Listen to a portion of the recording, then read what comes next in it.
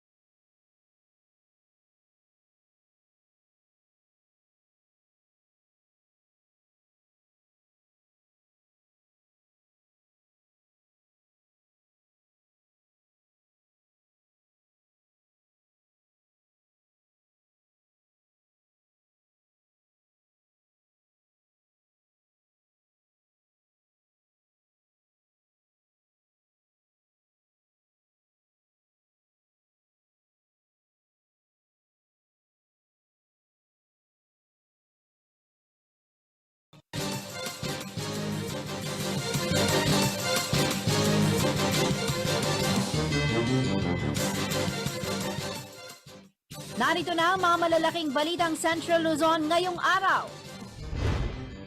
Legal offshore gaming target mag-operate sa mga residential area sa Angeles City ayon sa PNP. Laiko, Pampanga, inendorso ang tambalang Robredo Pangilinan para sa eleksyon 2022. Pagbabakuna sa mga 5 hanggang 11 taong gulang sa Angeles City, malapit ng simulan. 64 na pediatricians nag-volunteer na tumulong. At DOBSO alumnus, top 9 sa January 2022 Architecture Licensure Examination.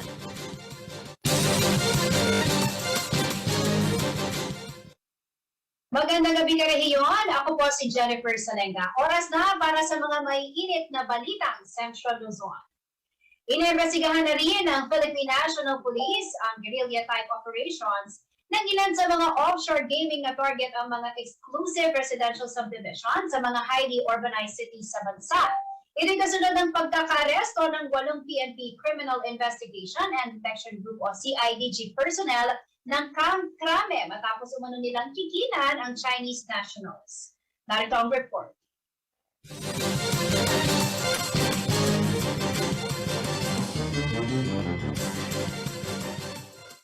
Sa loob ng subdivision na ito sa Balibago, Angeles City, nabisto ang moro-morong operasyon ng 8 personnel ng PNP Criminal Investigation and Detection Group o CIDG Camp Crame sa ilang Chinese national na nangungupahan sa isang bahay nitong madaling araw ng Miyerkules, January 26, 2022. Ayon kay PNP spokesperson Police Colonel Jean Pajardo, Hindi lamang ang anggulo ng robbery ang iniimbestigahan ngayon ng pambansang pulisya, kundi ang malalim na involvement ng 8 pulis sa kanilang tinarget na biktimahin na Chinese nationals na ayon kay Colonel Fajardo, illegal na nakapagtayo ng offshore gaming operation sa isang residential area. Supposedly, sir, technically, dapat wala sila sa mga residential area kasi may mga specific areas lang po na dapat paglagyan yan. At unang-una, sir, isa yan sa bahagi ng ginagawang investigation, sir, ng CIDG na napag-alaman ko, sir, sa pag-ugnayan sa mga investigador, sir, na mga halos 1 buwan pa lamang yung mga Chinese national dyan sa subdivision na nasabi at hindi nila alam, yung mga nagpagtanungan, hindi nila alam na may nangyayaring cooperation doon. Bagamat kinasuhan na ng robbery at nahaharap sa kasong administratibo si Police Major Ferdinand Mendoza, Police Sergeant Mark Anthony Iral at Sunny Rick Alicante, Patrolman Leolandro Mangale at Patrolman Hemogenes Rosario Jr., Police Corporal Richmond Francia, Police Corporal John Jervic Fajardo at kasamahan ng mga ito na si Kenneth Reiniel Delfin. Sinabi ni Colonel Fajardo, ang liability ng nagrenta at ang may-ari ng bahay ay bahagi umano ng pag-usad ng investigasyon sa iligal na sugalan na existing sa lugar. Dito makikita umano ang larawan kung may kaugnayan din ba ang mga pulis sa iligal na gawain ng 7 inarestong Chinese national. Inaalam na rin, sir, natin kung sino ba yung nagrenta on behalf of this Chinese national at nakikipag-ugnayan na rin, sir, yung ating mga investigadors, homeowners para po mag-dig deeper. Baka may mga ilan-ilan pa dyan na nakapasok na hindi pa natin alam.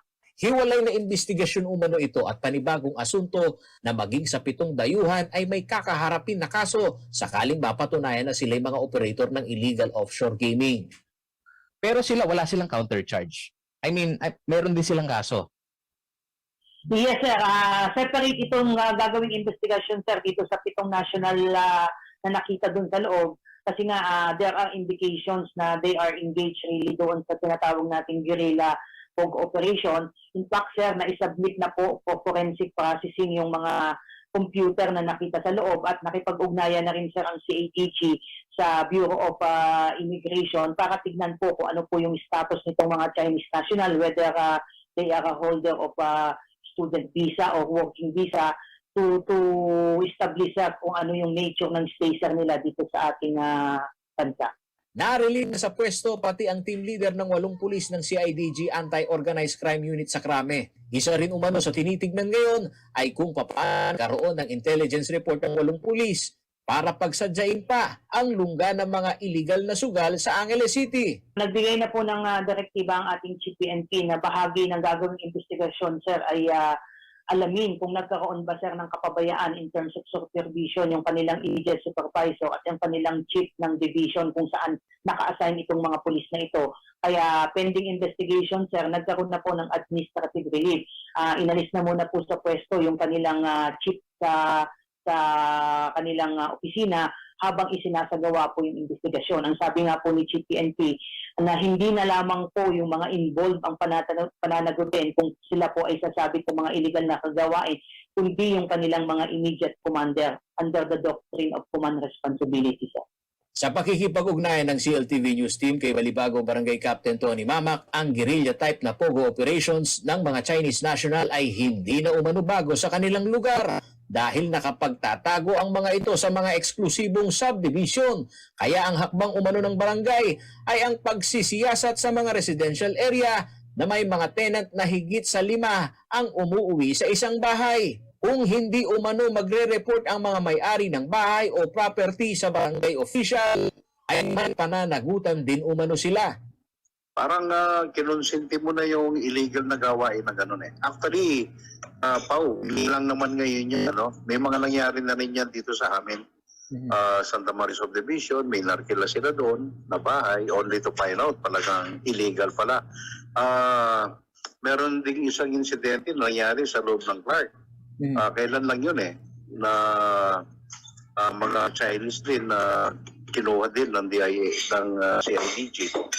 Pero hindi ko alam kung itong mga to ay nakasuhan. Kaya nga kahapon kausap ko yung chief ng CIDG dito sa Angeles City, tumawag sa akin.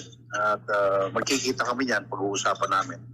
Sinikap ng CLTV News na makipag-ugnayan sa Homeowners Association ng Subdivision para makuha ang kanilang panig sa iskandalong kinasangkutan ng kanilang lugar matapos magparenta ang isang homeowner sa mga Chinese national na involved sa POGO operations. Walang humarap sa amin, bagkus isang text message na kanilang ipinadala na wala o ano silang pinahihintulutang POGO operations sa loob ng subdivision. Paulo G. Santos, CLTV News. Sa unang pagkakataon, magaganap ang halalan sa gitna ng pandemya, kaya ilan sa mga guro na magsisilbi sa leksyon, nangangapa pa rin sa mga prosesong ipatutupad pagdating ng araw ng botohan. Nagbahagi rin sila ng kanilang mga karanasan sa mga nakalipas na eleksyon.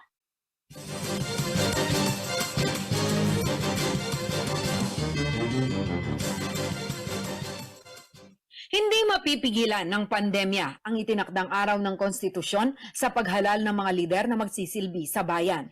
Sa katunayan, ibinasura ng Commission on Elections ang mga petisyon upang ipagpaliban ng eleksyon sa darating na Mayo 9. Ngunit malaking hamon pa rin ito para sa mga guro na siyang magsisilbing frontliner sa araw ng botohan. Si Teacher Joel Leguiab, simula nang maging public school teacher noong 1996, ay nagserbisyo na sa lahat ng nagdaang eleksyon. Inugman sa karanasan sa proseso ng pagboto, ay nangangapa pa rin siya kung paano ang magiging sistema ngayong may pandemya. Paano ba yung pagboboto? Paano ba yung hindi ka makapo ng normal system kahit na crowded yung mga nagboboto.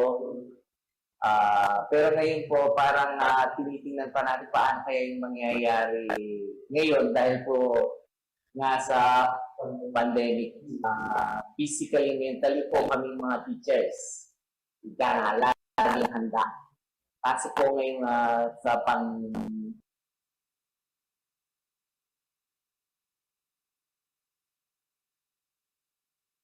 panahon ng pandemya,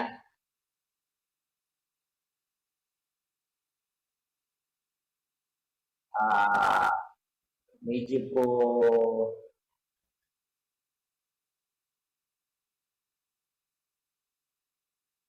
mahirap. Maging si Teacher Edlin Ruegas, concerned din sa health safety kung dadagsa tatayo siya bilang election supervisor. Kaya kondisyon niya na raw ang kanyang sarili sa mga posibleng hamon nito. Pag pinasok mo kasi ang isang trabaho, tinanggap mo ito, kailangan naka-ready ka, kailangan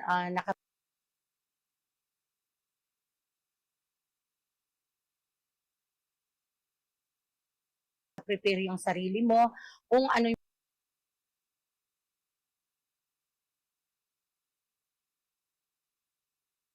mga problemang darating at alam mo kung sino ang lalapitan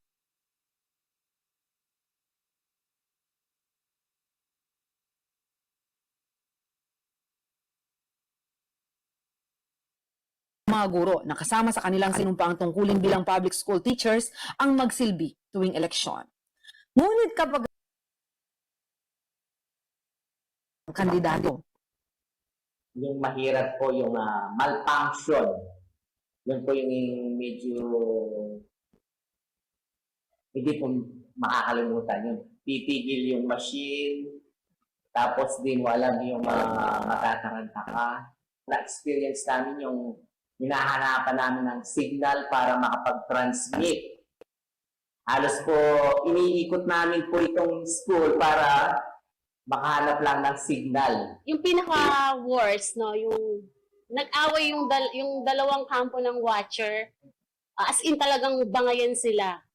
Sobrang shock ako noon. Talagang windang na windang, kaya sobrang takot ko noon. Yun yung pinaka-worst. pag dumarating yung sasakyan ng mga sundalo, punong-puno ito ng sundalo, tapos maririnig mo yung mga tao sa labas ng presinto o yung mga watchers na nagkakaingay, ninenervyos ka na akala mo may gulo na nangyayari. Hindi rin umano nawawala ang pitik ng takot at pakiramdam na tila nasa hot seat kapag araw ng halalan.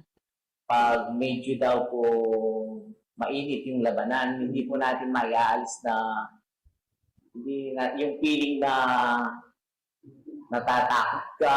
Nung nakaraang mga eleksyon nung mga nauna, talagang kala mo ba yung isa mong paa nasa hukay na, yung para bang hindi mo alam kung matatapos bang eleksyon na buhay ka pa o wala bang gulong mangyayari. Pero so far naman, nakakaraos kami na nagiging okay naman lahat.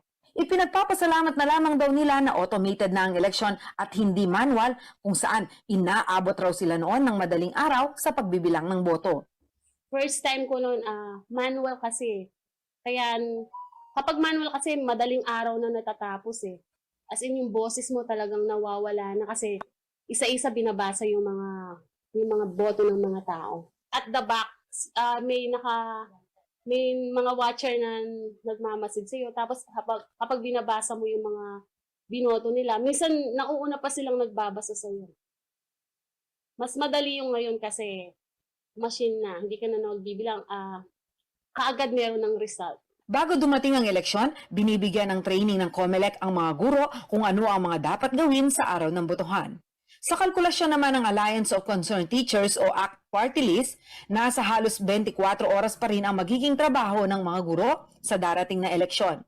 Mula sa pagdidikit ng mga voters list, pagkuha ng balota sa madaling araw sa COMELEC, pag-assist sa mga botante hanggang sa pag-transmit ng election result. Kaya naman patuloy ang pagkalampag ng ACT sa Senado upang ipasa na umano ang panukalang tax exemption sa honoraria ng mga election volunteers na halos ay mga guro. Diyan Nalumbang Parungaw, CLTV News.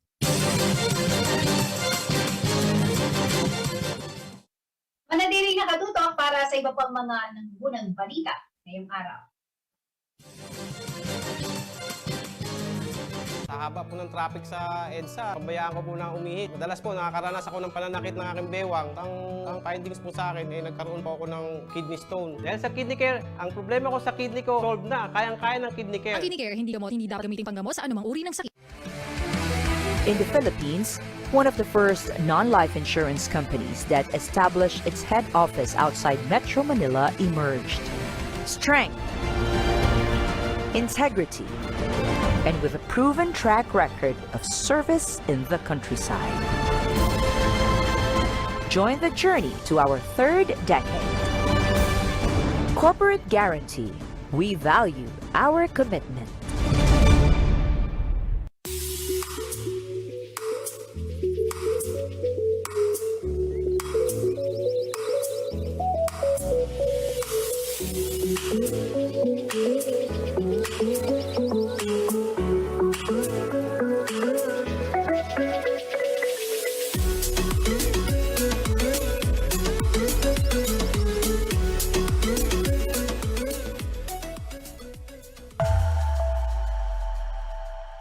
Can deliver on demand on any vehicle, from motorbikes to trucks, from city sedans to spacious vans. The big, the small, our fleet moves them all. Download the Lala Move app. Lala Move. Para malabanan ang COVID-19, ang kailangan natin ay tama at totoong impormasyon, hindi fake news. Huwag kaagad maniniwala sa nababasa at naririnig. Ang pagkalat ng mga maling paniniwala tungkol sa COVID-19 ay nagdudulot ng panik, takot at maling desisyon. Laging i-double check kung saan nanggaling ang nabasa o narinig. Maging mapanuri at i-share lamang ang tamang impormasyon. Sa wastong pag-iingat, ang virus hindi kakalat. COVID-19, kayang-kaya nating tapusin. Nasistress ka na ba? Nagpapanik o natatakot dahil sa COVID-19? Normal lang ang ganitong mga reaksyon sa ngayon. Pero may magagawa ka para mapagtagumpayan ang sitwasyon na ito. Ituloy lang ang pangangamusta sa mga kamag-anak at kaibigan gamit ang text, tawag o video. Tiyakin na ang mga bata ay ligtas at nasa maayos na kalagayan. Gawin sa bahay ang mga nakasanayan upang hindi mabagot o mabalisa sa panahong ito. Sa wastong pag-iingat, ang virus hindi kakalat. COVID-19, kayang-kaya nating tapusin. Kung nabakunahan na, maaari na bang itigil ang pagsusuot ng face mask, face shield at iba pang minimum public health standards? Kahit na maaaring maprotektahan ka ng bakuna mula sa symptomatic at moderate severe COVID-19, maaari ka pa ring mahawa at makahawa. Ipagpatuloy ang minimum public health standards para sa karagdagang proteksyon sa sarili at mga mahal sa buhay. Ugaliin pa ring magsuot ng face mask at face shield. madalas na maghugas o mag-sanitize ng kamay. Iwasan ang matataong lugar at laging dumistansya ng 1 metrong layo sa isa't isa. Siguruhing may magandang daloy ng hangin sa bahay o lugar ng trabaho. Patuloy na sundin ang minimum public health standards kahit na bakuna na. Ang paalalang ito ay hatid sa inyo ng CLTV.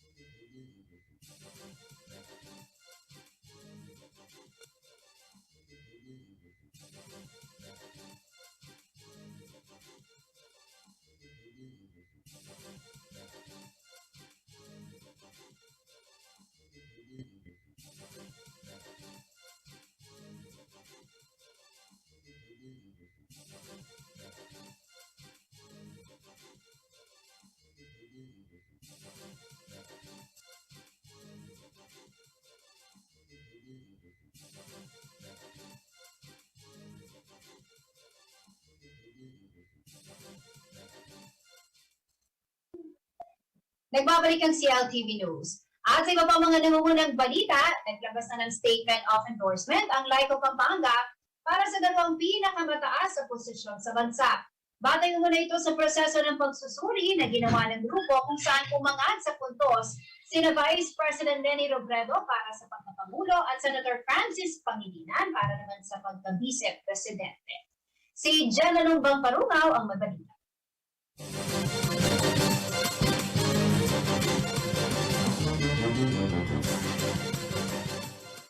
Formal nang inanunsyo ng Laiko Pampanga ang kanilang pag-endorso sa kandidatura ni Vice President Leni Robredo sa pagkapangulo at ni Senator Francis Kiko Pangilinan para ikalawang pangulo. Ang Laiko Pampanga na grupo ng lay leaders o mga aktibong miyembro ng Simbahang Katoliko ay nagsagawa umano ng 2 araw na discernment framework.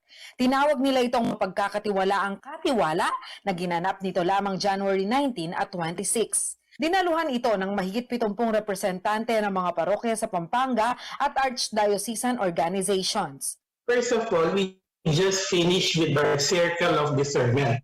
So when we say discernment, this is prayer and trying to find kung ano ang gusto ng Panginoon, kung anong direksyon na pupuntahan ng laiko in terms of our participation in this election.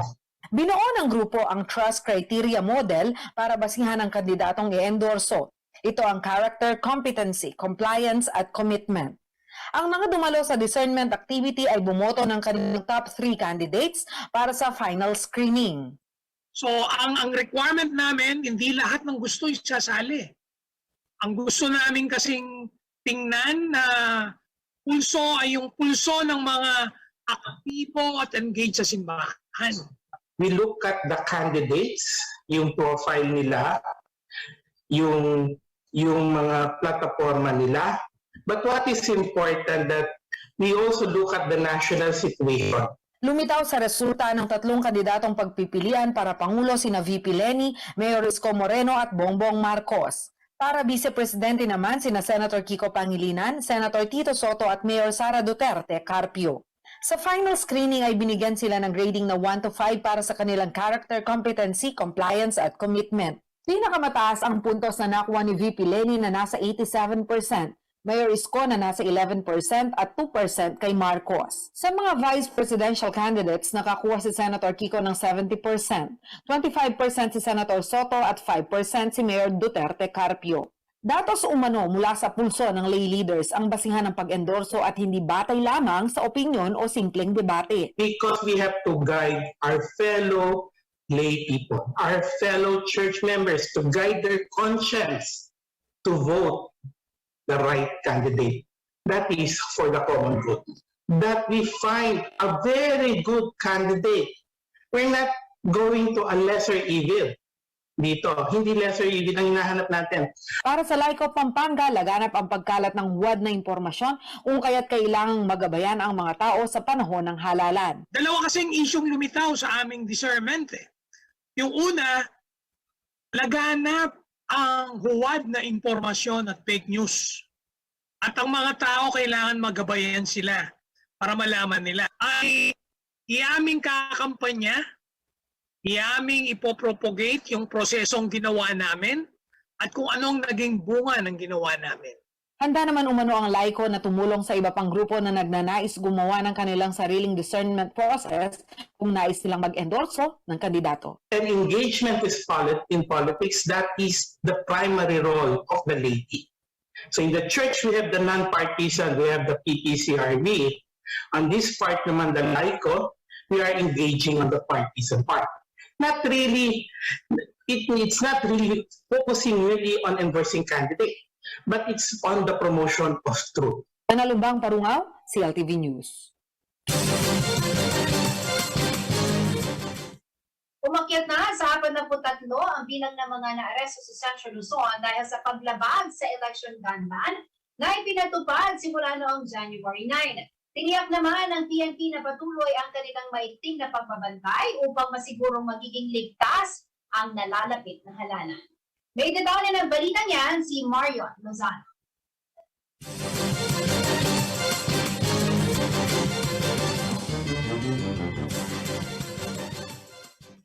Habang papalapit ang eleksyon sa Quezon ng Mayo ngayong taon, mas pinaiigting doon ng mga tauhan ng Police Regional Office 3 ang kanilang ginagawang pagbabantay upang matiyak ang isang payapang halalan. Meron na tayong ini-implement ngayon na plan which we had crafted as early as last year. Meron na kaming master plan na tinatawag insofar as the PNP is concerned. And yan ngayon ang ini-implement natin sa level ng region, provincial, down to the municipal police stations. All with the intent of making sure that the elections on May 9 will be safe, orderly, and peaceful.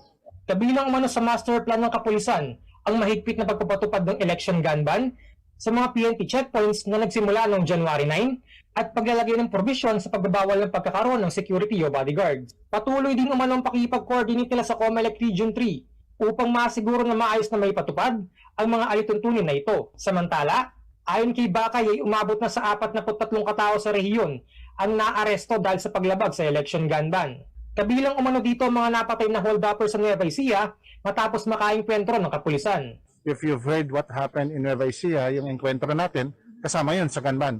Although namatay yung tatlong 3 or 2 hold-uppers na met their deadly end after their career of robbing convenience stores and gasoline stations in Cabanatuan area. Samantala, tiniyak naman ni re-electionist Governor Dennis Pineda ang pakikiisa ng provincial government ng Pampanga sa ginagawang safety measures ng PNP para sa isang payapang halalan.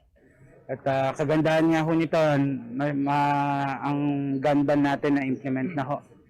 So more on checkpoints hanggat maaari. Kasi kung mababawasan ng armado sa daan, mas luluwag ho tayo at lalayo tayo sa mga crime rate natin. Mario Lozano, CLTV News. Nakatakda pong itayo sa bayan ng Apalit, Pampanga ang isang community hospital upang matugunan ang pangailangang medikal ng mga Apalitenyo at mabawasan ang dagsa ng mga tao sa mga district hospital ng lalawigan. Kamakailan, ipinakita ng Department of Public Works and Highways o DPWH First Engineering Office kina Pampanga Governor Dennis Pineda at Apalit Mayor Jun Datangco ang disenyo ng bagong gagawing community hospital sa lugar. Sa unang phase ito, naglaan ng 70.2 million pesos na pondo ang DPWH mula sa General Appropriations Act sa ilalim ng National Building Program. Apat na palapag ang disenyo ng ospital na magkakaroon daw ng 24 na 5-bed wards at mga silid para sa OB gynecology, maternity, radiology, pharmacy, dental, pediatrics at surgery. Ang lumang pagtatayo ng ospital ay nasa mahigit 1 hektarya na ipinagkaloob naman ng may bahay niya palit Mayor Jun Tetangco as multi-purpose cooperative at Nature Realty. Samantala, isang dialysis center din na itinayo sa bayan na tutugon naman sa mga kabalang nagtadialysis sa inisyatiba ng provincial government. Mahigit 4 na pong hemodialysis machine ang ilalagay sa center at libre ang serbisyong ito. Nakatakda pong simulan ng operasyon ng dialysis center ngayong taon.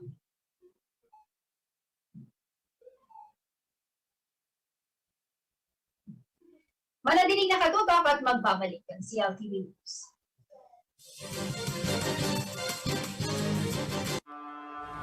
Why do humans have a desire to go up and over and not around? For some, it's not just about going against the tide, but also being over their doubts about the world and knowing that they can make it better. Truth is, we go up and over what's ahead of us so we can overcome the biggest obstacle, ourselves. New Ford Ranger FX4 Max. Live the Ranger life.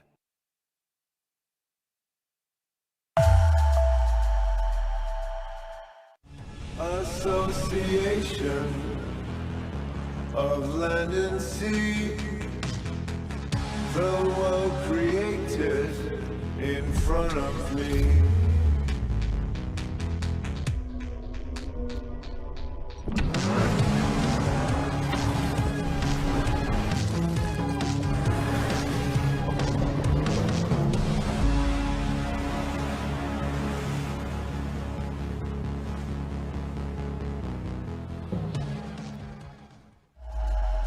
You can deliver on demand, here, there, everywhere.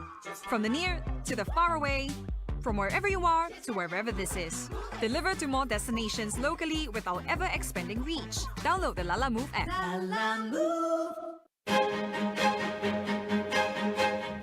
Para sa most development-oriented talk or discussion program, ang pinili na Scott-ista ay ang So to Speak COVID-19.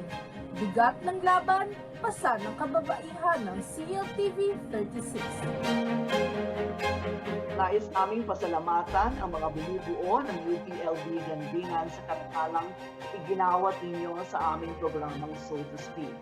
Nais ko rin gamitin ang pagkakataong ito upang ipahayag ang taos-pusong pasasalamat at pagpapahalaga sa lahat ng mga women health workers at mga kababaihan sa mga komunidad. Mula sa pangangalaga sa kanilang mga pamilya hanggang sa pangunguna sa iba't ibang larangan, hindi matatawaran ang serbisyo at sakripisyo ng mga kababaihan sa pagsugpo sa pandemyang ito at pagharap sa mga hamon ng maling pamamahala. Madalas, hindi lang oras, galing at kaalaman ang kanilang iniaalay, kundi maging ang kanilang sariling buhay. Kayo ang aming inspirasyon upang patuloy na tumugon sa mga hamon ng panahon. Makakaasa kayo ng CLTV 36 ay patuloy na magiging tulay upang maiparinig ang saloobin ng taong bayan, lalo na yung mga walang boses sa ating lipunan. Maraming salamat sa galingan at sa mga tagapagtangkilik ng aming istasyon. Dakal na salamat.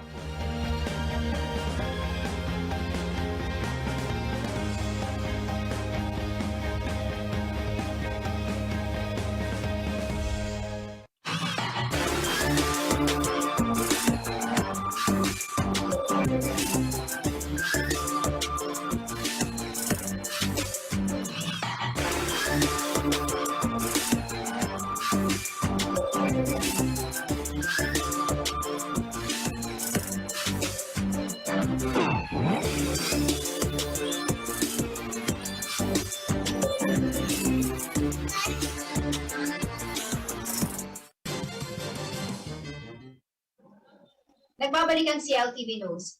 Ang ating panauhin po ngayong gabi ay susubok pangunahan ang Sangguniang Bayan ng Minaling, Pampanga. Siya po ay kasalukuyang konsehal at miyembro ng Partido Federal ng Pilipinas.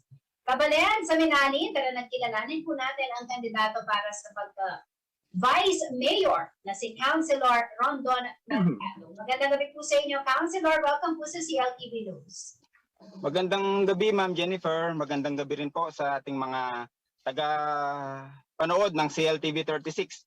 Magandang gabi po sa ating aking mga kababayan sa Minaling, Pampanga. Okay. Councilor, ano po ang nagtulak sa inyo para magdesisyon na tumakbo bilang Vice Mayor ng Bayan ng Minaling? Magandang gabi po. Ito po ang mga bagay na nagtulak sa akin kaya gusto kong ipagpatuloy itong mga serbisyo ko. Ito pong itong tinuturing kong malaking accomplishment ko sa pagiging konsehal ko ay yung pong pinapondo kong housing project. Ito po yung nagkakalaga ng 1 bilyong piso. No? Inuulit ko po, 1 bilyon. At ito sa kasaysayan ho ng politika sa Minaling, ito pa lang ho ang pinakamalaking proyekto, single-handed project na napapondo ng isang konsehal. Ito po ay hindi ko pinapangako, ito po ay natupad ko na.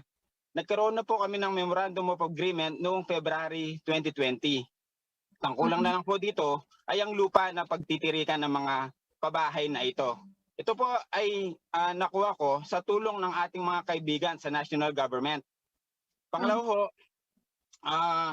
isa ho sa mga pinamplano kong programa ay dadalhin ko ang programa ng national government sa Minaling.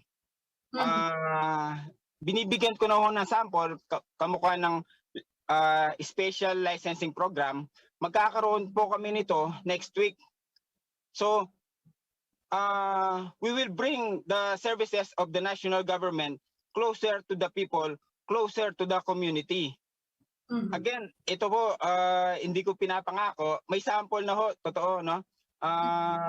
Pangalawa nito, at ang pangalo, ako po ay isang ekonomista, nagtapos sa Universidad ng Pilipinas.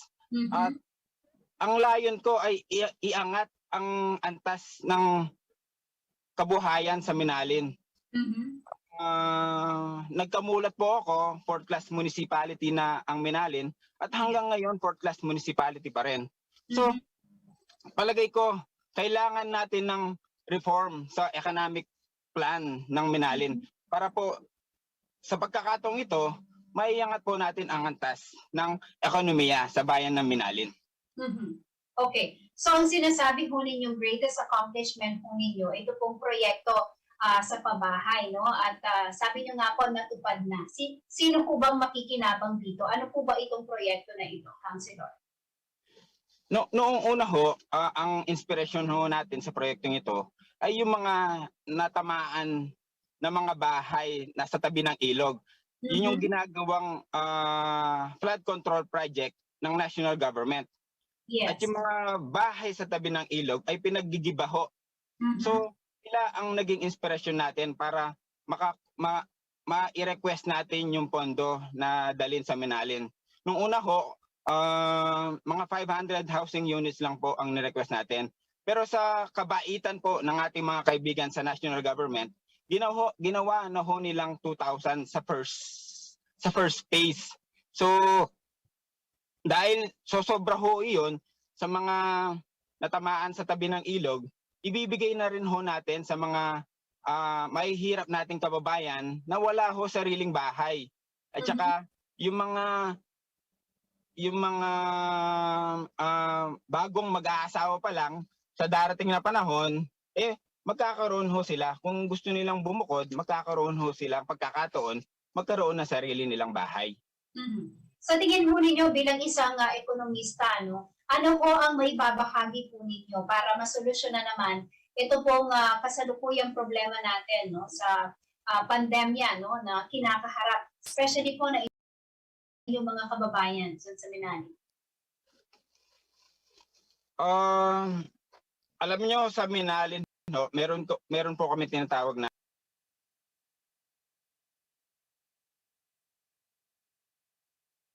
MacArthur Highway. So yung parte ng Santo Domingo dahil malapit po siya sa San Simon Exit, nasa MacArthur Highway. So, ang plano ho natin ay pagtibayin through legislation ang economic plan ng Minalin. At sa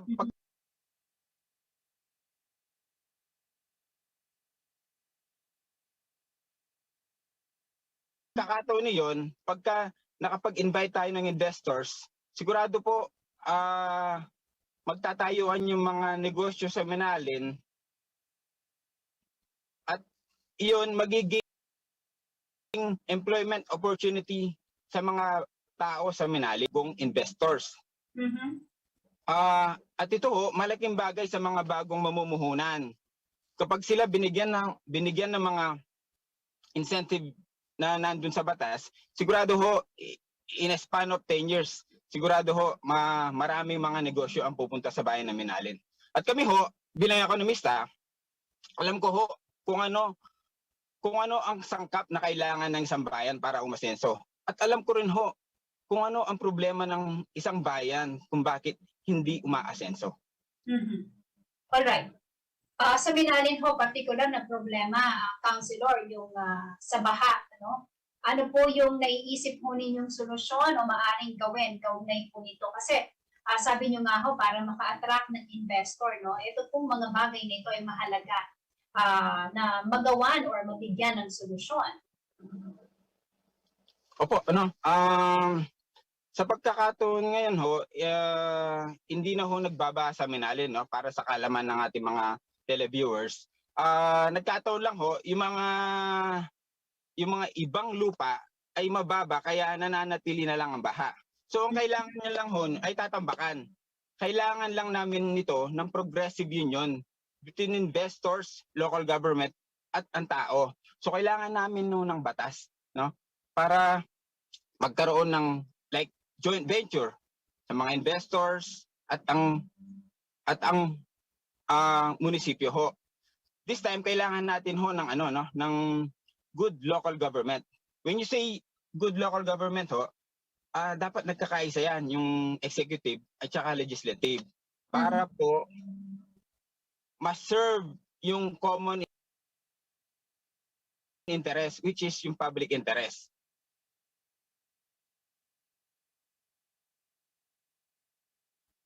Kapag ho nagkaroon ng progressive union between the investors at saka local government,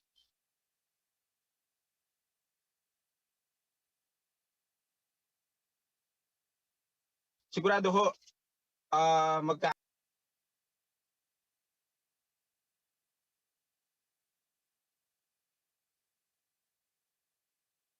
magkakaroon ng progressive Minalin.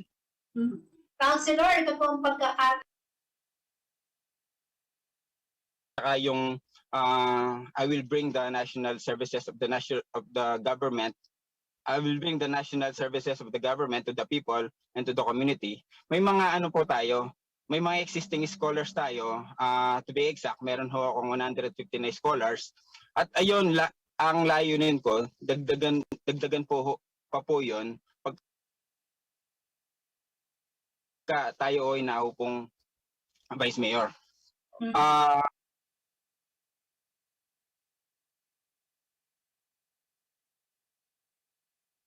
Sa katunayan ho nito, kahapon lang ho